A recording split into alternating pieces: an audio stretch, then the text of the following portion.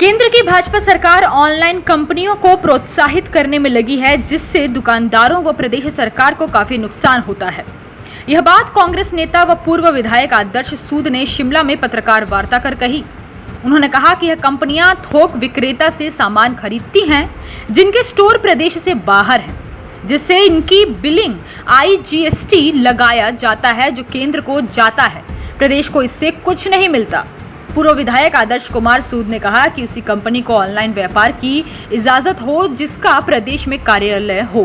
उन्होंने बीजेपी के मंत्री व शिमला शहरी विधायक सुरेश भारद्वाज पर निशाना साधा। उन्होंने कहा कि जितना पैसा स्मार्ट सिटी के तहत शिमला को मिला, उतना पहले कभी नहीं मिला, लेकिन विजन की कमी के कारण डंगे व लोहे के ब्रिज ही खड़े किए गए, जिससे कोई लाभ नहीं है। कांग्रेस की सरकार बनने पर इसकी जांच की जाएगी। वहीं चुनाव लड़ने के सवाल पर उन्होंने कहा कि हर कार्यकर्ता चुनाव लड़ना चाहता है, वह भी अपनी दावेदारी पेश करेंगे।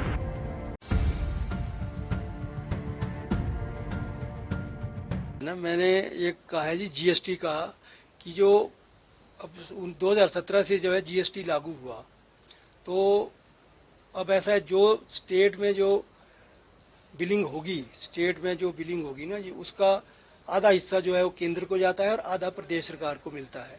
किंतु हो क्या रहा है, ऑनलाइन कंपनियां जो हैं वो अभी मैंने कहा भी कि बिलिंग कर रही हैं, वो बाहर कहीं से ऐसे ही मतलब कोई संदिग्ध से उनकी बिलिंग है कि वो कोई नोएडा से, गाजियाबाद से, फरीदाबाद से किसी व्यापारी की बिलिंग करती हैं। पता नहीं वो बिल सच्चा है झूठा है, जो भी है, और वो कंज्यूमर को तो मिल जाता है, किंतु प्रदेश की जो सरकार है, प्रदेश के राजस्व में उसका कोई भी योगदान नहीं है।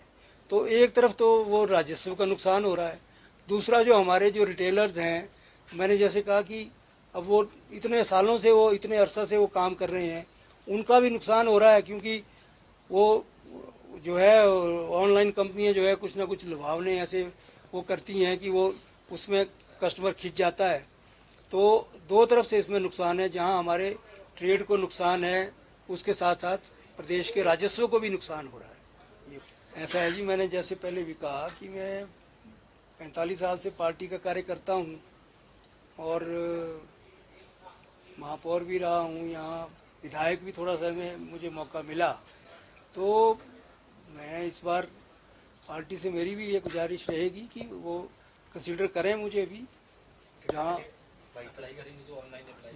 जी वो अप्लाई करेंगे। वो तो अभी 3 दिन है, उसमें 3-4 दिन, तो 1 तारीख तक है, तो अप्लाई तो करेंगे जी। जो काम आज मैं तो समझता हूँ कि एक लाइफ टाइम अपॉर्चुनिटी थी, एक इतना बड़ा पैसा शिमला शहर के लिए कभी नहीं आया विकास के लिए। पहले जवाहरलाल नेहरू अर्बन मिशन में जो है वो पैसा आया था, मगर वो किसी कारण से, क्योंकि उस टाइम 2008 में भाजपा सरकार यहाँ आ गई, उन्होंने प्रोजेक्ट रिपोर्ट्स नहीं भेजी और उसका ये हुआ कि वो पैसा जो है लैप्स हो गया। अब उसी स्कीम को भाजपा सरकार ने जवाहरलाल नेहरू, क्योंकि इन्होंने नाम तो सारे बदलने हैं, जवाहरलाल नेहरू मिशन जो है उसको बदल के इन्होंने स्मार्ट सिटी मिशन कर दिया, और वही पैसा जो है सबको मिलना था और सिटी को बहुत पैसा मिला, मगर जो विकास यहाँ होना चाहिए था वो विकास नहीं हुआ। सिर्फ एक कंक्रीट की जो है वो दीवारें लगा दी गई, और एक जो है सबसे बड़ा है कि जो जितना लोहा लगा दिया गया, जिसकी जरूरत 1/3 भी नहीं थी, उससे 3 गुना लोहा लगा दिया गया, तो पैसा जो है बर्बाद हुआ। तो या तो मैं समझता हूँ हमारे जो प्रेजेंट लीडर्स हैं, इनको कोई सोच नहीं है, विजन नहीं था इनका।